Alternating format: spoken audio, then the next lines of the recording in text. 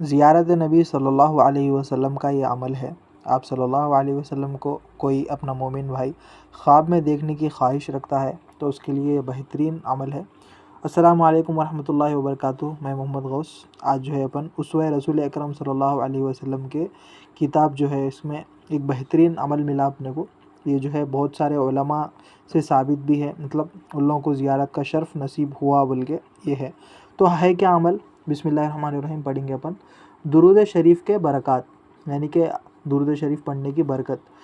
सबसे ज़्यादा लजीज़ तर और शीरीन तर ख़ासियत, यानी कि सबसे प्यारी चीज़ दुरूद शरीफ की ये है कि उसके बदौलत दुरूद शरीफ पढ़ने के वजह से उस शख्स को ख्वाब में हुजूर पुरनूर सल्लल्लाहु अलैहि वसल्लम की दौलत ज़ियारत मैसर होती है।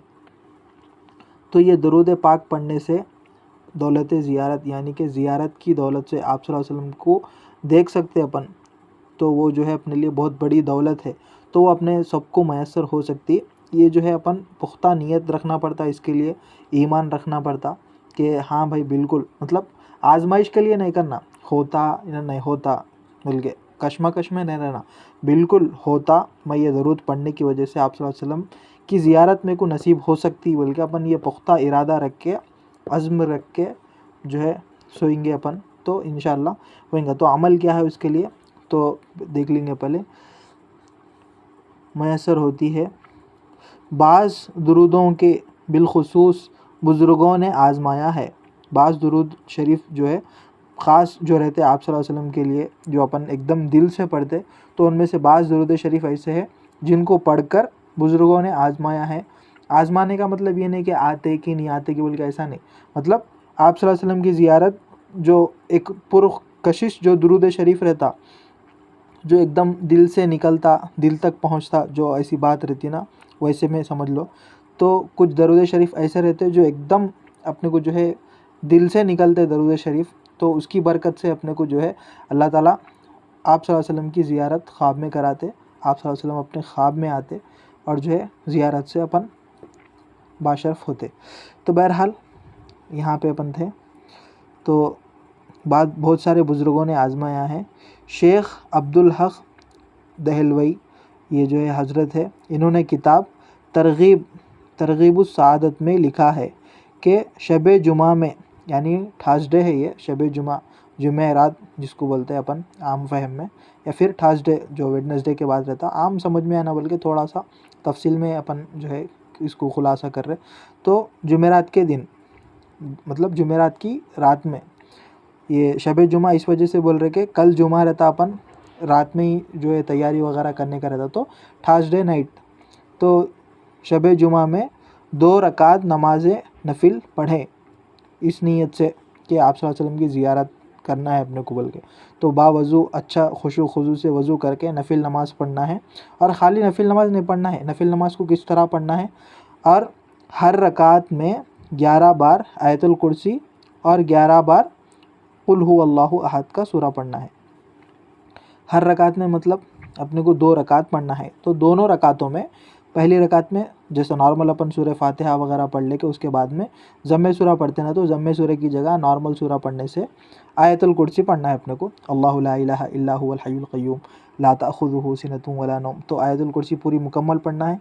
उसके बाद में साथ ही साथ 11 बार कुल हुवल्लाहु अहद अल्लाहुस समद लम यलिद वलम यूलद वलम यकुल लहू कुफुवन अहद, तो दोनों रकातों में 11-11 बार ये पढ़ना है अपने को। उसके बाद में क्या है, सलाम फेंट देना है, जो नॉर्मल नमाज तकमील हो जाती है अपनी। सलाम के बाद में 100 बार ये दुरूद शरीफ पढ़ें। इंशाअल्लाह 3 जुमा ना गुज़रने पाएंगे, मतलब ये अमल जो है अपने को पहले जुमा को करना है।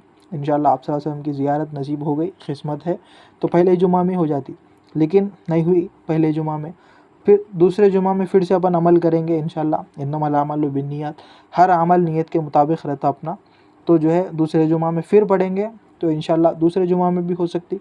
फिर अगर दूसरे जुमा में नहीं हुई तो तीसरे जुमा में, तो इंशाअल्लाह कैसा भी आप सल्लल्लाहु अलैहि वसल्लम की ज़ियारत नसीब हो सकती।